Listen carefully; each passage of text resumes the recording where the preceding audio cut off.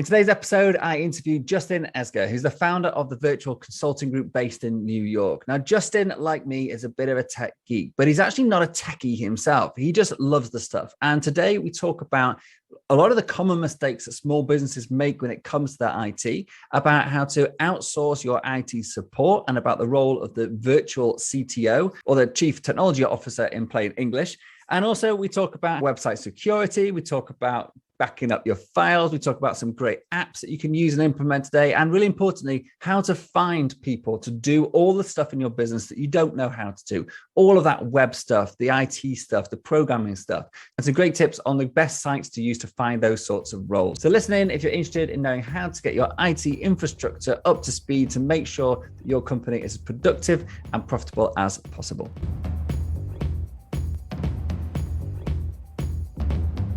Hi, Justin. Thanks very much for coming on and having a chat with me today. Do you want to kick off? Give us a couple of minutes lowdown on who you are and what you do and how you help people. Sure. So my name is Justin Esgar. I'm the owner of the Virtua Consulting Group. We are a conglomerated group made up of virtual computers, where we are an Apple IT provider, meaning we're taking care of clients who have Macs. We do consulting for other IT consultants. We have a conference for IT consultants, and we build software. And now recently, we've just released our first piece of hardware for IT consultants and users across the board. So we're doing everything we can involving computers, specifically Macs. And then on top of that, I got a book, and I have a children's book and a t-shirt store and all those fun passive income kind of things that you hear entrepreneurs working with. All right, awesome. So we talked previously about what you're up to and how you help people. And we also mentioned that you also do a bit of business consultancy as well on the side. Yeah. Cool. And one thing we touched on was about outsourcing. Funnily enough, it's a subject that always seems to come up when I get in conversation with people. But and we talked about outsourcing different parts of your business. So just enlighten me what your views are on outsourcing various bits of one's business. I'm like a huge proponent on this. Like, I have an entire section on my book about outsourcing, because when I started as just an IT consultant, and then in 2011 the iPad came out, and the iPad had an app store. It was before the iPhone app store, and the story of the app that I created, which was called Sign My Pad, was all about the fact that I was playing with my iPad, and I figured out you can draw your signature on it, and I made it easy for people to do my work tickets and stuff like that. The problem is that I can't code, right? I can barely speak English, let alone try to program in another language. So that was my first foray into outsourcing, where I hired programmers, mostly in India, and then I've hired programmers in the United States. I've hired programmers in the Russian countries. I've hired programmers in New Zealand. And that was my first foray into doing things, hiring an outsourced programmer, learning how to do stuff from there.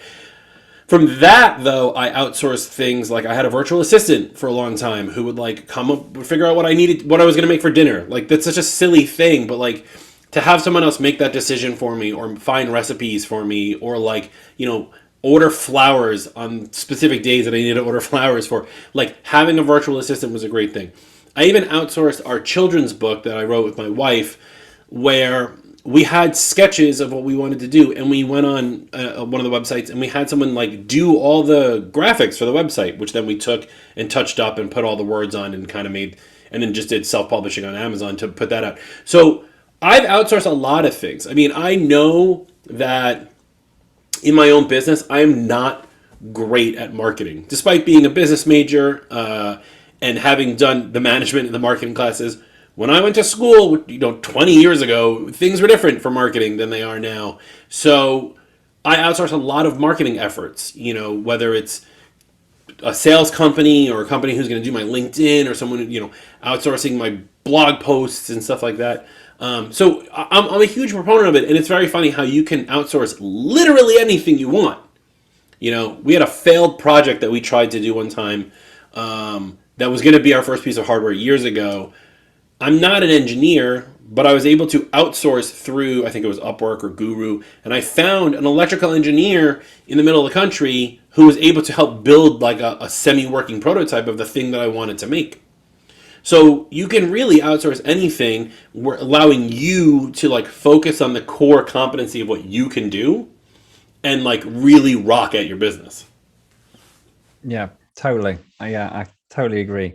I think one of the key things, it seems like a small thing, like you say, it's a silly thing, getting someone to decide what you're going to cook in the evenings, but it's actually all those little things which are really achievable for people when they're just getting started, and they think, oh, I've got nothing that I could get someone to help me with. And then they think, so one of the exercises I get people to do is say, okay, well, just track everything you do each day. How much time do you spend, whatever it is? Is it cooking? Is it cleaning? Is it, thinking about what you're going to cook for dinner, whatever that is? And then think, okay, so is there a way I can get some help with that? And Right. so one of the things we do, similar to what you said, is to get a delivery of, it's called Simple Feast, a little plug for the company. It's based in Scandinavia, I think, but it's a fantastic company. They basically arrive with a box of food, and then you just throw it together. It's really nice organic food, and that takes all the hassle of thinking about what have I got to buy, what am I going to make, come with the recipes, all the rest of it. And so that that extra half an hour, say we save, that's quality time with the kids, or kid, because I only have one. And so it's those little things that really make, I think, the big difference when you all add it all up. So yeah, 100% agree. I just touching on sort of you were saying about outsourcing various things, like with your writing of your book. Where did you go to find like graphic designers, or was it copywriters as well, or those sorts of people? So for the two books that I did, one is a business book, one is a children's book. For my business book, I mean, I wrote the whole thing, but then I found I think it was on Fiverr, someone who would format it for Kindle, because at the time Kindle publishing was new. I needed someone to reformat. But prior to even that, I found someone on Guru.com to like be an editor and like edit the book and like send me revisions. So like I jumped from one to the other. For the children's book, we found somebody again, we went to Fiverr for those graphic designs. But my current programmer who I work with, and even my video editor for our YouTube channel, I both found on Upwork. And I've established like a really good working relationship. I mean, the programmer we have now who's doing our big programs like Your Computer Inventory, My Computer Inventory, FreshBooks Time Tracker, things like that. I've been working with that guy for 3 years, all through Upwork, right? So even though he's outsourced, I mean, I talk to him on a regular basis. We have Zoom calls like normal people. Like I still talk to him like as if he's an employee, but he doesn't actually work for the company. He just pays, you think of it like a contractor, right? He charges me by the hour or whatever it is. But like I have no ties to him. And if something happens, I can always, get rid of him and get another programmer through that same system.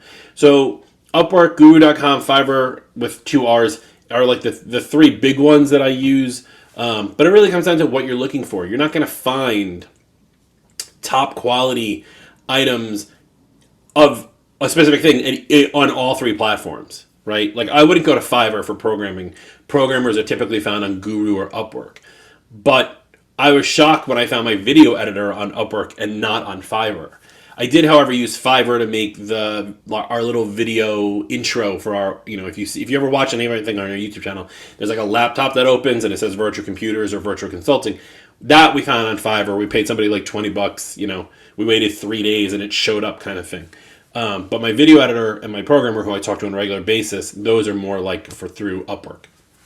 Yeah, actually, big plugs for those 3 right there. I know, yeah. I plug all 3 all the time, so don't worry about it. Our current developer, web developers, found on Upwork. In fact, we looked on Guru, didn't find anybody, went to Upwork, and it was the first time he'd ever got a job on Upwork. He's always been on Fiverr and other platforms, and then we found him on there. So yeah, you've got to sort of, I think, spread your net wide as well. We always say, if you want to create a recruitment funnel for whatever you're creating, get as many in the top as possible so you can sift through it and hopefully eventually find something that's a really good fit. So yeah. All right, awesome. Sort of getting back a little bit into your niche, and something I was actually reading on your blog was about getting a VCTO, or a virtual CTO. So first of all, what's a CTO, and how could small business benefit from getting one? Why do we need one? What pain points does that solve, and what benefits does it bring? Well, for starters, I'm really glad that you read my article. I'm glad that I know that somebody's reading stuff on my blog. So a CTO is a chief technology officer, someone who's going to manage all of your technology. Not just like fix things, but manage the technology from a holistic point of view, including things like your budget, inventory, software that the company needs, how the company is connected, whether in person or outsourced, or as we are now in a pandemic, most people working from home, making sure that data is flowing. Security obviously is a big one, right? The CTO role is to manage all of that, and then to have people underneath them to do the actual work, right? So a VCTO is a virtual CTO, somebody you don't have to hire full time, you don't have to pay their taxes, you don't have to worry about what happens when they go on holiday and the servers break. So we offer that VCTO service for small to medium businesses, because those are the companies that typically wouldn't have in their budget the money to have a full-time CTO. Most small to medium businesses have a CEO who's also the president, who's also the owner, and like that's it. Everyone might be a VP underneath, if titles matter and things like that. And then they hire a company like ours, which in the industry is called an MSP, but I don't particularly like that acronym. MSP stands for Managed Service. Managed Services Provider. That's it. That's how often I don't use those letters. Exactly. Right? You really don't like that acronym. Yeah, I really don't like. It's just outsourced IT, right? It's just we're the outsourced IT. We're the IT person, right? So we're the outsourced IT person. But what we're offering now is that another level above that, right? Not only are we going to like reset your Google password or like help you connect to the server, but we're going to talk to the CEO on a regular basis, set up budgets, set up time, set up meetings, and say like, look, your network is X years old. If we upgrade to this and we have these budget items in place and we can take it from, project A and code it with this or whatever, we can increase your network speed by 50%, which increases productivity by 75%. And like figuring that stuff out, that's CTO level things, not just the help me, my computer's broken, and us writing back, please restart your computer. Like this is way above that. And those smaller companies, like I said, they don't have it in their budget to hire somebody like that, right? So as the VCTO, we come in, we sit down with the president, the owner, whoever, talk through that, work with them, figure out those numbers, do a holistic overview of their entire system. We're talking about computers, network, printers, scanners, phone systems, software, connectivity, electricity, Wi-Fi, things like that. So all of that gets encompassed in that role. Very interesting. So it is very interesting for me because I often work, a lot of our clients, I should say, are really at the beginning of their journey. So they're just often one-man bands. They're just getting started with their first few employees. They're probably a little bit away from needing a VCTO, but depends how quickly they grow, of course. And actually, a lot of the work we do is around these areas. It's sort of giving the CEO or the owner the basic knowledge to get the stuff in place in a sort of a way which makes them safe and secure. But like you said, at some point, the CEO or the owner of the company really should not be focusing on this stuff. Like this should be given to somebody else, because going back to what we said about before about outsourcing everything, unless you are an IT geek. I was going to say, unless you're an IT geek, then you shouldn't be thinking about this stuff. But actually, I've got a degree in computing, and I am an absolute IT geek. But this isn't the stuff that I should be thinking of, within my own company, because right. I should be focusing on the stuff that only I can do.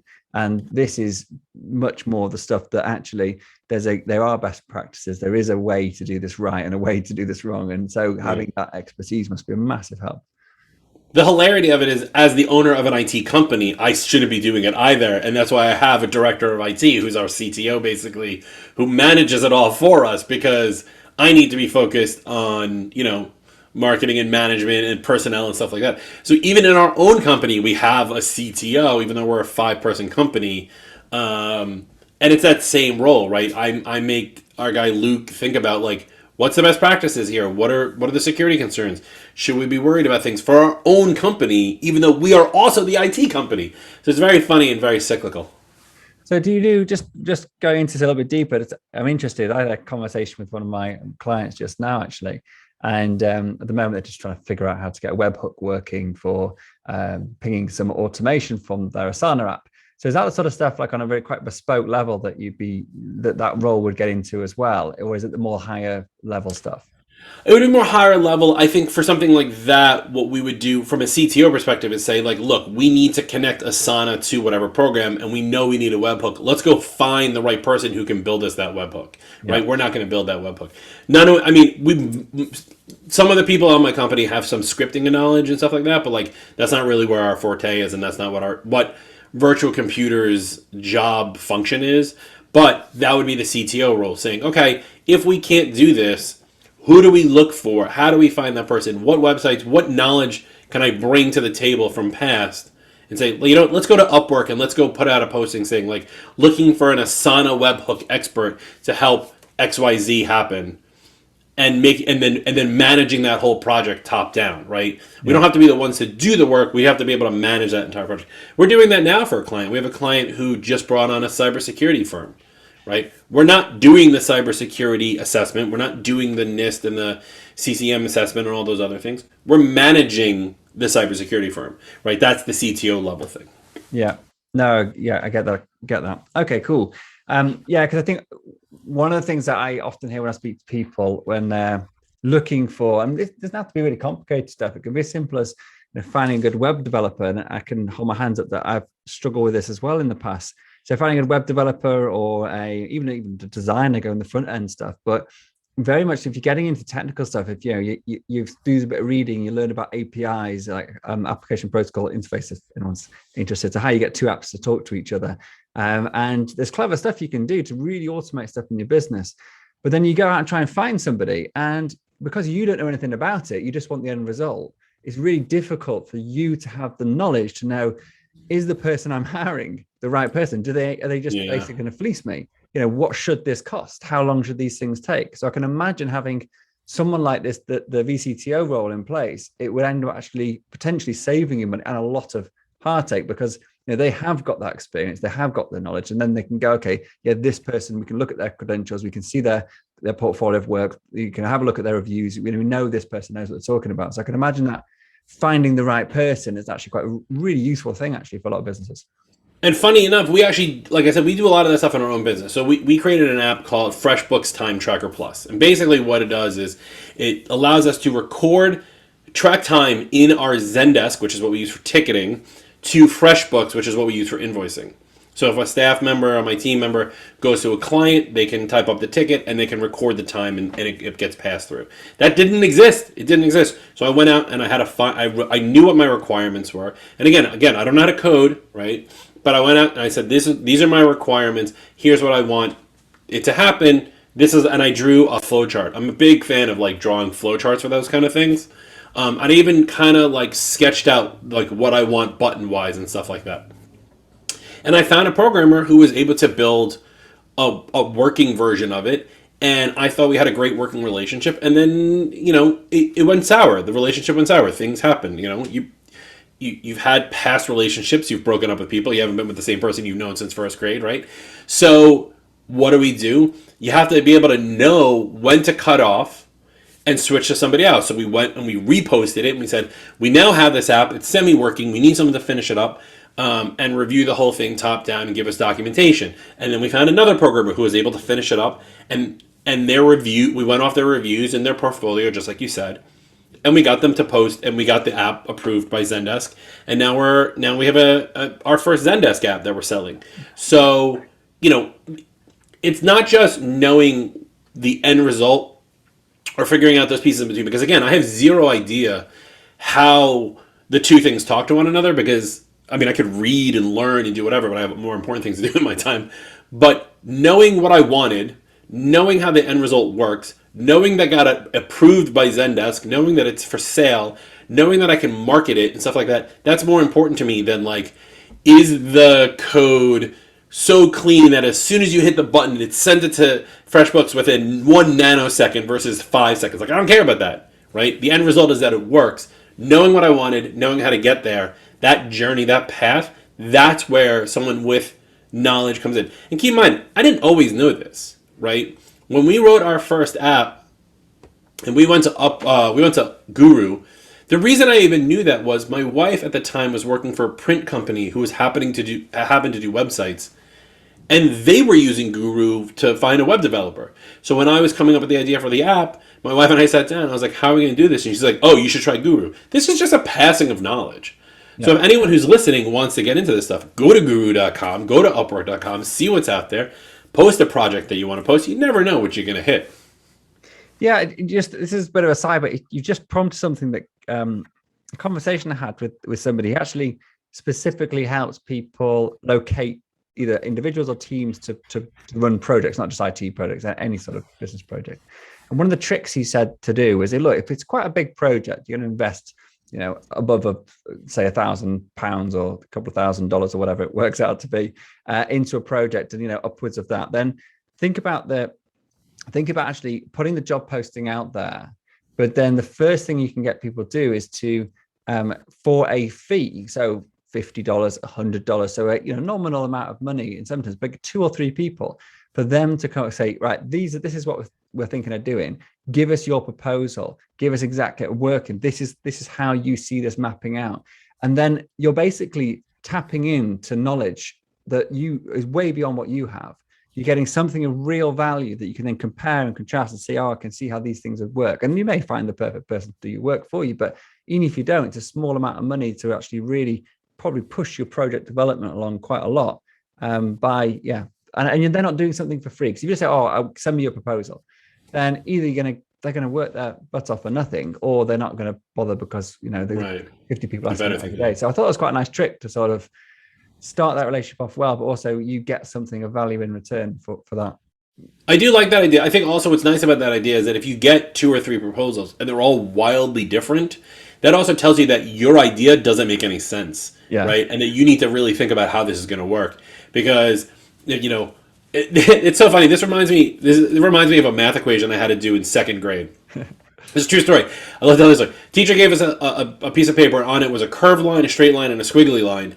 And it said A on one side and B on the other. And she was trying to teach people that the shortest path from A to B is a straight line, right? But the idea is that there's 3 different ways of getting there. None of them made any sense. I actually told the teacher, true story, I told the teacher the curved line is the fastest way. And she goes, how do you get that? And I said, because everyone else at the table went on the straight line, meaning there's a lot of traffic on that road, so I went around it. To which then she called my mom. But my point here is that, like, if you get these 3 wildly different things, and you know what A is, which is what your idea is, and you know what B is, which is the finale, which the product, which you want it to look like, and you get back a straight line, a curved line, and a squiggly line, either the person who's doing the squiggly line doesn't know what they're talking about, or all 3 of them are so different from one another that middle process is going to get broken, and you're not going to be able to get to B properly. Yeah. If there was like a straight line and a slightly bent line and a slightly other bent line, then you're in the range. But if they're so far off from one another, it doesn't work. And you need to really think about what is your end goal and what are you providing to the person who you're outsourcing to make sure that it makes sense. Yeah, I think and it goes back to the fundamentals of delegation. I mean, if you don't tell people exactly what you want in a very clear way, then it's very hard for somebody to then come up with something that you're going to be happy with. So this is never happened. So, all right, brilliant. All right, there's another blog that I read on your post. I was interested. I was having a scan through your stuff today, and some really interesting posts on there. And I thought this one would be an interesting topic for debate, which is the 5 mistakes companies make when it comes to IT. You're going to have to remind, it's been a while since I wrote that one. You're going to have to remind me what the 5 mistakes are. Okay. We might have to come back to it. I don't have the 5 mistakes in front of me, and I can't remember off the top of my head. The number 1 mistake, I'll tell you what, I remember the number 1 mistake is not putting enough money into it. Some mistakes that companies make about their IT that you think that can easily be avoided. Yeah, so the number 1 is not putting money into IT, right?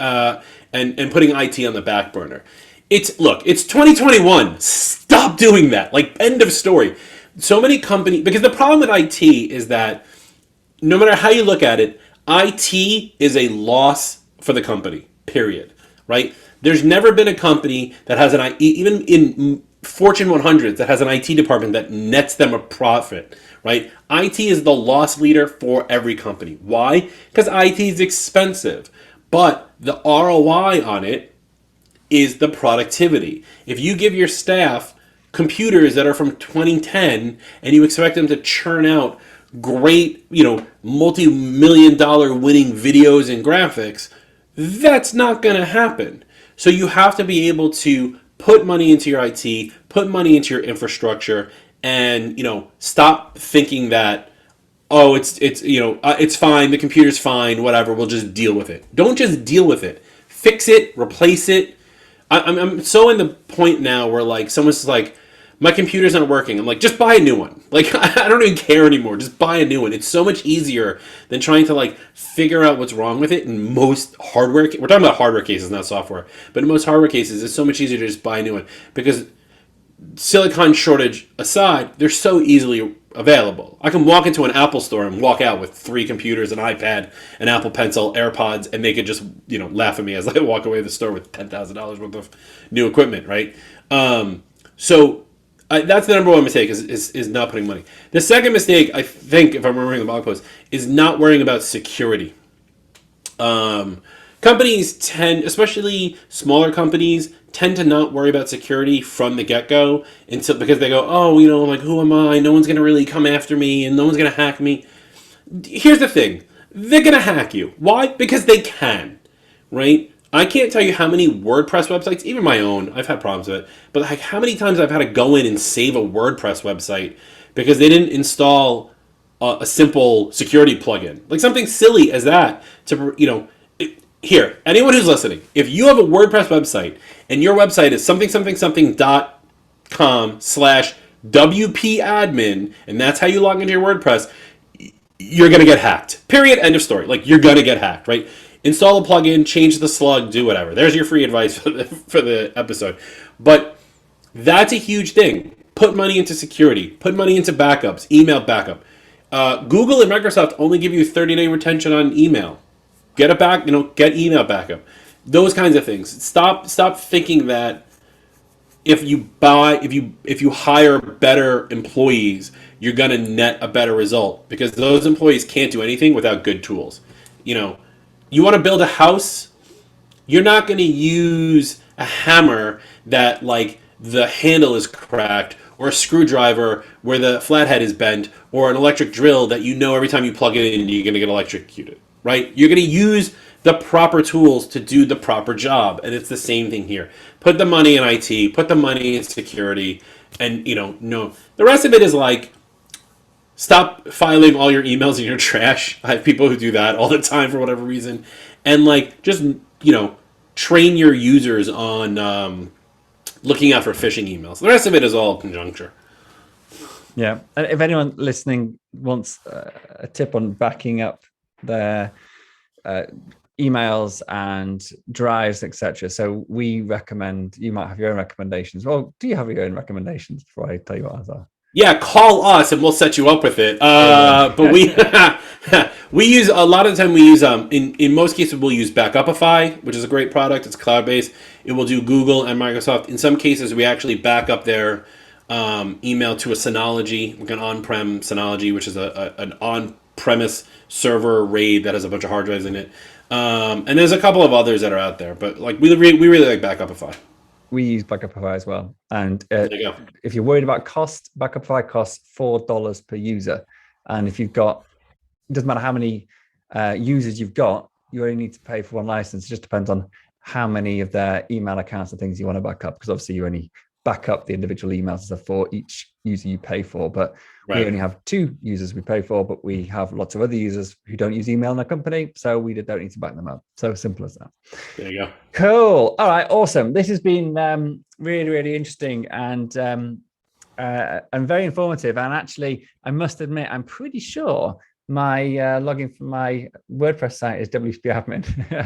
But I think it's called. There's a couple iThemes, which may have changed its name. I think it's WP Best Security or something like that.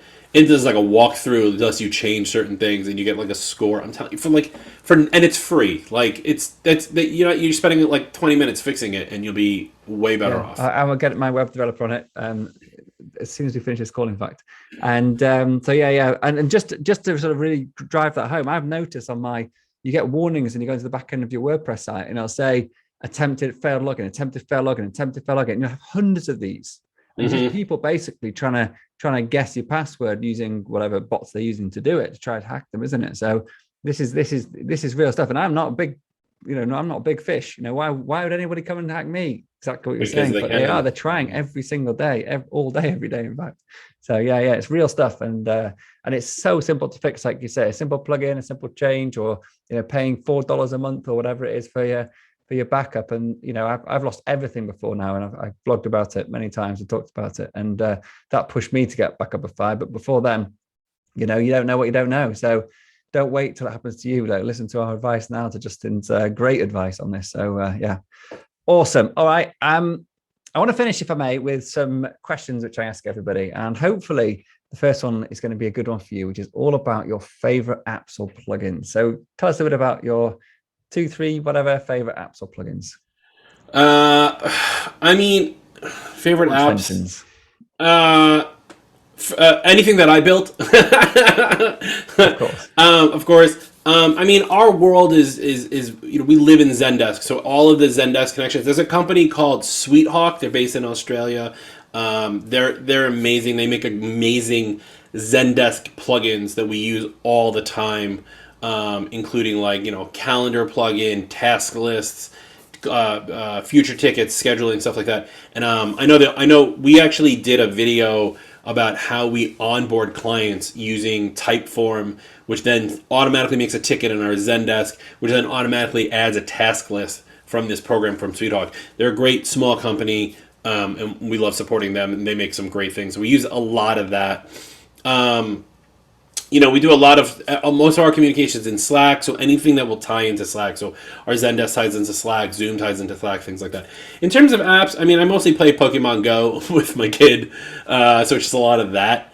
And then for WordPress, another great one is Really Simple SSL. I think their website is like really-simple-ssl.com. You can buy I have an unlimited license because I have multiple websites, but you can buy a single license for like $60 to go pro, and it will force HTTPS on your website, which if you're in marketing, you should know that if you don't have HTTPS, Google will ding you in your results. So you want to make sure you have HTTPS on your website, and there's a really easy way to do this. So I really like Really Simple. I'm pretty sure it's reallysimplessl.com or something like that. Cool. Yeah, good tips again. So who else do you think would be a great guest on this podcast? Well, if you're talking about outsourcing, who can I think of? Most of the people who I interview and most people who I talk to in my industry are more about, mindset and growth strategy. So, I mean, I do have a lot of people who I know, like my business coach, Melanie Curtis. I promote her to every show I'm on because she's super into mindset and growth strategies and keeping people organized and things like that. She's huge. Peter Shankman's another great one to bring on. And then Mike Michalowicz, who wrote Profit First, would be great because he actually talks about automating money saving and how to do that by putting things, we used to do it in the day where we, $5 from our paycheck would go in the vacation envelope and whatever. He talks about how to do that like on a more holistic view and build your business also with the pumpkin plan. He's gone on to do a couple other things, but I think he would be great also. Yeah, and a great book as well, Profit First. So yeah, I highly recommend it. Cool. Okay. This podcast is called Systemize Your Success. What does success mean to you and why? Owning a jet. I want to buy a plane with the virtual logo underneath it. This is my new thing. Everyone makes fun of me for this, but I'm like, how awesome would it be to have like a private plane with the virtual logo right underneath it? What is success to me? So for me, that's a hard question because I've been an entrepreneur my entire life, and I have yet to feel that I have been successful, despite the fact that like I've had a very successful consultancy for the last 13 years. We've actually acquired somebody last October. We do consulting. We have the conference. We do all these different things. Right? I have my fingers in all of these little areas and stuff like that, and yet I still don't feel successful from a holistic point of view. Now, everyone around me will tell me that I am successful. My company's been around. I haven't had a fold. With the pandemic, we actually grew, which is a weird thing, because of what happened. For me, success, honestly, would come down to $4.6 million. And it's a weird way to express it, but that's an exact number for me that I have I have it written down on a check in my drawer. So every time I open my desk drawer, it's there. I can see it. I can visualize it. But $4.6 million, I've done the math, and that is my ultimate goal. And the reason for that is the 0.6 will pay off the rest of my mortgage-ish, kind of. And then the other 2 million goes into a brokerage account, 1 million is for me to spend, 1 million is for my wife to spend for fun, and I can live off that other 2 million on my investments every year and not have to work anymore. You know, a long time ago, I met somebody, I said, what's your goal in life? And he's like, I just want to sit on a beach and collect checks. Now, I personally don't like the beach, but like I'm down with that concept, right? So success for me would be getting free and clear and being secure financially. But I'm always pushing the envelope, and I'm always pushing to like grow and do more and find other ways of doing things. You know, even I will go and spend 5 minutes to come up with a funny t-shirt to put on our Threadless store or our Amazon merch store, just because I think it'll make me another $4 or $5 a month. You know, where a lot of people wouldn't even think about doing that, because unless it makes them $10,000 a month, they're not going to bother with that project. But I'll just keep putting that stuff out there, because inevitably it will all come into me and it will all add up, and I will eventually get to that goal where I want to be. Fantastic. Great answer. Okay. Lastly, do you believe you can systemize your success, and why? Yeah, absolutely. Right. So if in my consultancy business, in my IT consulting, if I can hire, let's say, 3 more people, I can be out of that business. So I've completely systemized that, because I've trained them on how to do things, how to come up with programs, how to take care of clients, how to deal with and you know, we're in the process right now of documenting all of that stuff as well to build that system so they can run that without me. And then all my programming stuff that I'm doing, you know, all of that's already outsourced. So just managing that project. And then I'm kind of in the clear, right?